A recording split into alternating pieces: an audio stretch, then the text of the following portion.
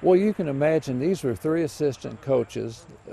They had just tied a game against defending national champion Alabama 2 days before.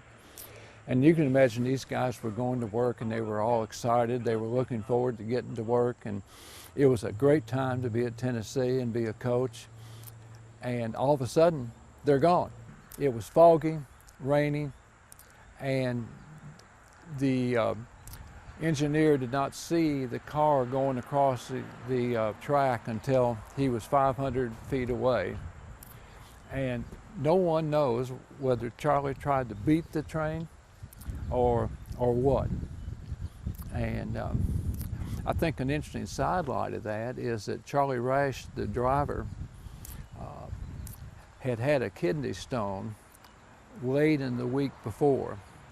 And he didn't go to Alabama with the team. He flew down to Birmingham for the game on Friday night. Coached in the game, probably had Sunday off or may have gone into work. But you don't know, nobody knows how much medicine he might have had, how having that kidney stone affected his ability to drive. And there's just so many unknowns that you just have to guess. Can you explain how this played out? Show us just what would have played out that day. Well, the train was coming from Chattanooga, and as I said, it was 500 feet away when he first saw the car on the track. Put on his air brakes, broadsided the car on the right side, pushed it 96 feet off the track, and then the train continued for another 3/4 of a mile. And then all Dickens broke loose. 2 people killed instantly. Bill Majors and Bob Jones were killed instantly. Charlie Rash lived till the next Friday morning. And it was just one of those deals you can't fathom, that within a second, a whole bunch of people's lives were changed. And each of those guys was a legend at their own school. Bob Jones was a legend at Baylor. He was a captain of the 1956 team at Baylor, helped beat Tennessee in the 1957 Sugar Bowl, 13-7. Charlie Rash was a legend at Missouri. He was all conference there. Bill Majors was the second of the Majors family to play football at UT. And I think Haywood Harris wrote after after it happened the next week for the program for the Houston game, Haywood Harris said it was enough to say that he was a Majors. That's how big the name Majors is in Tennessee and Big Orange Country. So you just never know. You don't. And the response from Big Orange Company country after the fact. It was. They had a memorial service for the coaches at Church Street United Methodist Church. I don't remember how many people were there, but it shook the community, literally. I've watched Tennessee play football since we moved here in 1955. I don't know how many years that is, but I've watched that. I have never seen anything have that type of impact on a community. I mean, to say that this community loves football and the University of Tennessee would be an understatement, but people still remember this and talk about it. What is there to this day? Is there any memorial to these coaches? Yeah, I sent John a picture of a plaque they put up somewhere in the Neal and Thompson Center of the 3 coaches, and that I wrote the copy for, and we presented it in 2015 at the 50th anniversary of the 1965 team, and I think they did a really good job with it. And that was one of the most interesting experiences I ever had, because these guys that played in '65 were very tight. They were very loyal to each other, and it was like a family reunion. There was one play where a defensive tackle named Derek Weatherford, who weighed all of 230 pounds, was chasing the quarterback in the backfield, and the quarterback was obviously faster than he was, but Derek closed the gap, and about a minute later, he finally tackled him, and it got cheers from the teammates in the audience. That's how close they were. It was the first really good team since 1957. Hadn't been to a bowl game since 1957, had several losing seasons, and Doug Dickey came in and turned it around in his second year, tied Alabama at Birmingham. Ken Stabler threw the ball out of bounds when he wasn't supposed to. He thought it was third down, threw the ball out of bounds. They'd come in, kick a field goal, and win the game. But it turned out to be fourth down. Tennessee tied the game. And after the game, Bear Bryant took his team back to the locker room and didn't know that somebody had locked the door, or so the legend goes, and he has his state trooper next to him. He said, "Shoot the lock off the door," and the guy did. And that's legend. Now, I don't know whether that's true or not, but there's all kinds of legends that come up in games like this. And in fact, Hal Wantland from Columbia, Tennessee, now deceased, told the press after the game, he says, "We didn't tie Alabama, Alabama tied us." That was his way of spinning that Tennessee actually felt like they won the game. The fan base felt like it was a win.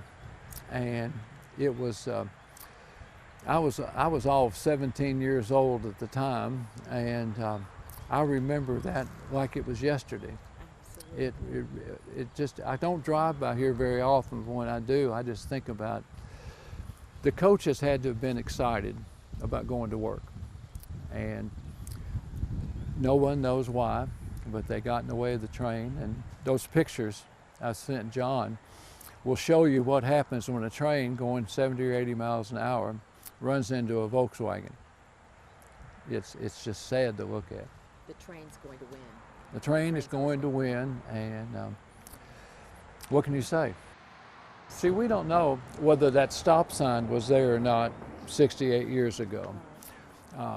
We don't know that Rash coming down the hill may have said, "I've got to get across this track," and probably didn't see the train or felt like he could beat it. We just don't know that. Yeah. Everything is guesswork. Absolutely, and we won't, in the end, know the answer. Do you have any questions? 3 quick questions. Yeah. Tom, keep looking at Robin. Okay. Tom, can you contrast what this place looked like in 1965 versus today? Because it was quite different, and I think people need to understand that. There wasn't all the houses and property there is now. This would be out in the country back then. We wouldn't have had, I don't think half these houses were here. And this is really rural West Knox County.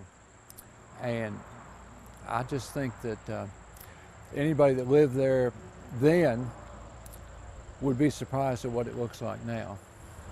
The questions that I had, you touched on this, but for people who don't appreciate this, these 3 men that died were in their late 20s or 30 years of old. They were all family men. Can you talk a little bit about who these men were? They left behind people. They left behind 3 wives. Each of them, they left behind, their wives became widows in an instant. And Doug Dickey, the football coach at the time, said he went to see Bob Jones immediately because Bob Jones had been here the shortest period of time. And Coach Dickey felt like he needed to be with him.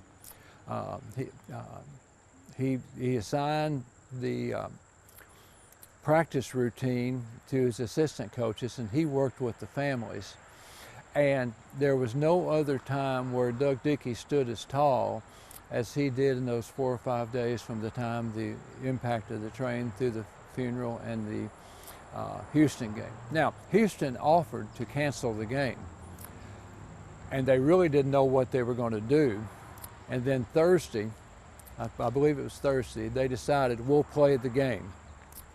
And there was, if you can believe this, there were only 34,000 people at the game, and I sent a tape of the pregame show, and it looked strange to see all those empty seats at the stadium, and the band was considerably smaller, and they came out in formation and played the national anthem just like they do now. And then they played the hymn, "Abide with Me," in memory of the coaches. And the interesting thing is that John Ward was doing the PA at the games back then, and that's the only tape we can find of John Ward at the stadium doing the PA. This is before he became the broadcaster and all that. So there's a lot of stuff that came out of this that really is interesting, and it if you're not careful, the tears will arrive before you really know they're coming. And it's Haywood Harris wrote that strong men wept unashamedly when talking about the three coaches. Haywood Harris had the ability to punctuate the moment, and that's what he said about it. Now, one more thing. Charlie Rash was the offensive line coach, and after the game at Birmingham, he wrote each of his linemen a letter that says, "Play like that the rest of the year and you'll go undefeated." They almost did. They lost one game coming down the stretch, but they won 5 or 6 more. And nobody looked at he said, "Don't look at the letter till the season's over." And after the Bluebonnet Bowl game in December 1965, the linemen opened those envelopes, and that's what it said, and the tears just came. That a team is a very, what's the word? The team is it's hard to figure out what makes a team. Anything can destroy a team very quickly, but you don't build a team and have that kind of camaraderie. And that's what this team had. It was the first really good team after 8 years, and people talk about it in reverential tones. I mean, you talk about 1985, you talk about the national champion, but fans my age and older view this as one of the great teams because it was the first team that started winning again. And Doug Dickey and those players deserve that credit.